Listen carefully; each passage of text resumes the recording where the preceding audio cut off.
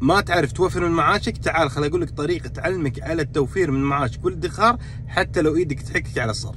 ابيك تتصور نفسك انك خذيت قرض بقيمه 10% من راتبك، احسب عاد ال 10% من راتبك كم، وسوي المبلغ هذا استقطاع لاحد حساباتك البنكيه، افتح لك حساب جديد، او اذا ما تثق بنفسك سوي حساب عند صديق، زوج، زوجه، ايا كان، بس احد مقرب لك جدا متثق فيه، وحول له الاستقطاع شهريا، وقل له اذا ما حولت لك لازم تزفني زف عشان احول لك.